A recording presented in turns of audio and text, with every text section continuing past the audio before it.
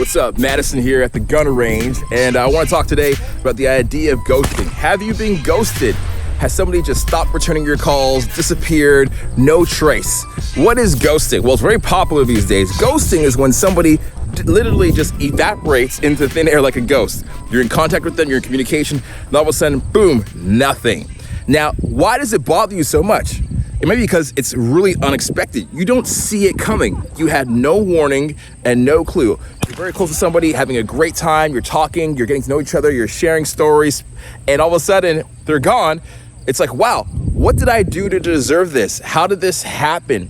Why did this happen to me? Did I say something wrong? Is it preventable?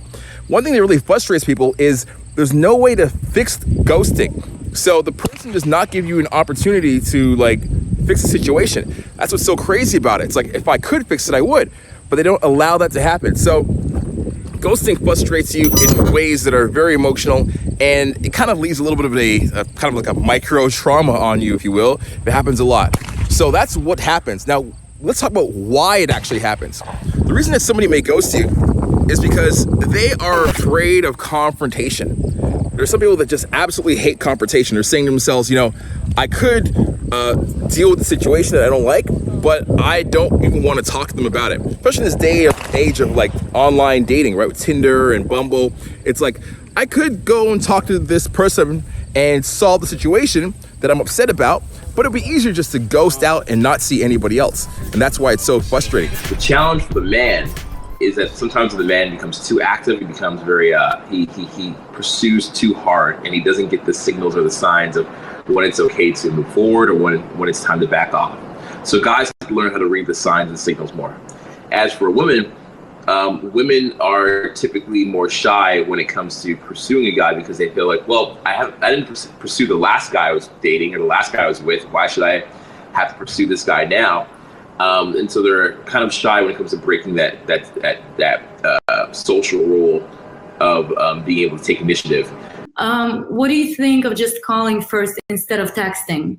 Why don't I say what I think as a woman, and then we would compare what you think and see. Fun. All right. Lay it on. If I saw the guy once or twice, I'm clearly not emotionally invested yet. So if he's calling me and it's not a perfect moment to get the call, it will just annoy me and I will not pick up. I will not call him back. I will need a little bit more interest on my side, Doesn't matter how interested he is. So unless it's a perfect timing, most likely I will not even return the call, which will put him in the position backwards where, in the position where he's not at the same sort of comfort level as he used to be with me, So it's like pulling him back.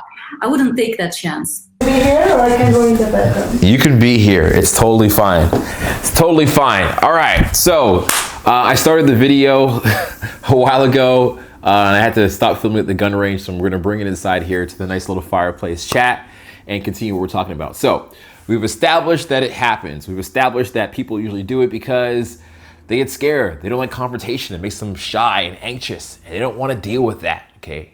So, great. Now, how do you solve it? What do you do? I got that for you. Let's talk about some tips. One thing you could do is to air it out, put some attention to it, bring it up. So it's not a big elephant in the room, this dark, scary, mysterious thing. It's something you've already discussed in advance, right? Does that make sense? So it's not weird to bring up. Say, hey, listen, I'm a very empathetic person. When people just disappear or whatever, it kind of makes me feel discouraged from doing this, or it kind of affects me in a weird way. I feel more comfortable. We talked about it first. How do you handle those kind of things? Or what are you open to? That's a great way to just discuss it at first, right? I've always found it very interesting and very strange that when people are building up to let's say relationships, friendships, social groups, there's this slow buildup, and then when it ends, it kind of just ends drastically and suddenly. And a lot of people don't keep in touch or cool down. It's like a warm up period, but there's no cool down period. So I've always found that interesting. And I found that talking about it a little bit in advance can sometimes help. Next thing you can do, make exact plans, exact detailed plans. The time, place, location, activity, and that helps a lot. Some people, unless you have all of those, they feel like it's not a real plan. Myself personally, I don't think that way. I went to a lot of fraternities and societies with older people and people that were scheduled and entrepreneurs. And like, if somebody half commits to a plan, it means they're all in the plan. But for a lot of people, if somebody's half committed, if they only know the time and they don't know what they're doing, it's not happening. If they only know the time, what they're doing, they don't know location, not happening. So you'd be surprised if you don't confirm all these things the day before. There's a lot of individuals that will think it's not happening at all, and they've mentally checked out, and they're not even gonna reconfirm. They're not even gonna hit you up and be like, hey, what's that time we're doing the thing? Or where are we going exactly? What's the place? Some people won't even do that. You know, it's very often in your life, you'll make a time for something and a potential day, but you don't know what you're doing. You just forget, you know, you get busy with your life, you forget to mention what exactly you're doing, and you think the other person will hit you up, and then all of a sudden 8 p.m. rolls around and they're like doing something else. That happens all the time, right? It's because we don't lock in those 3 things. The time, what you're doing, and location. Very important. And then the last tip I would say is, if you can, make the reservation. That makes it even more real. When you make a reservation, you share the reservation with someone. It's like, oh, this is a real thing. Like, they take it seriously. Like, they're in it. You know, it gets rid of their skepticism or any doubts they might have about you being serious. It puts that to the side. Now, what you should not do, and big X on it, is use the reservation over somebody's head. For example, I made this reservation and you didn't come late, so we lost the reservation. And they charged $10 to my credit card. And like, you don't hold over their head. You don't say in advance, like, if you don't come, they have my credit card, just so you know. Like, you don't use it that way. It's not meant to be a bargaining tool. It's just meant to be a confirmation. I even have a friend of mine, what he does is he makes plans with people, and if the people tend to be flaky, he also makes like a backup plan, because he assumes the people are flaky anyways, because he just knows that's how some individuals are, especially if you're dealing with people that are like in the, the 22 to 30 age group in the millennials. Who knows, right?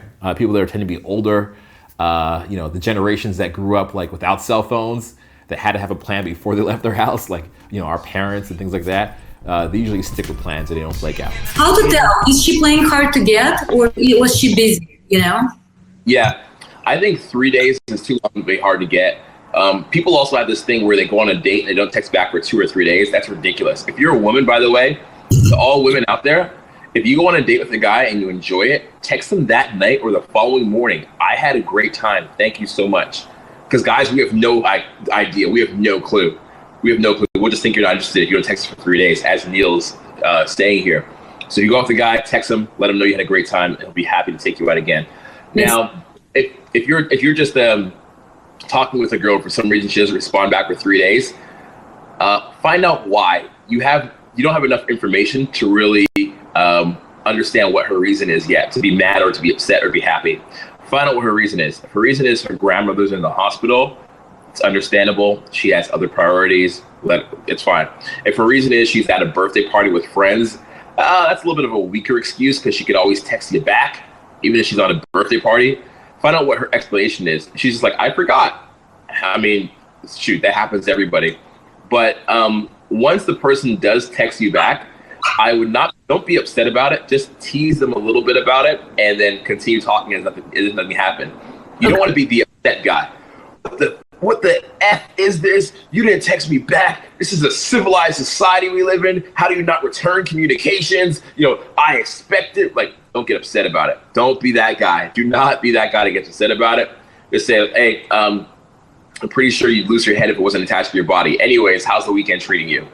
Or 3 days, huh? Did you climb Everest and come back and decide it wasn't for you? Anyways, how's your weekend? Like, just make a little joke, little tease, and then continue on as if nothing happened. But if it's a chronic thing where that always happens, then you might want to point it out and say, hey, every time I text you, you don't text back for 3 or 4 days. I need a little bit more better communication than that. Something that's a little more reliable, because I respect my time and hopefully you respect yours as well. Okay. I want to go those lines. But yeah, you really have information to find out what the situation is and take it from there.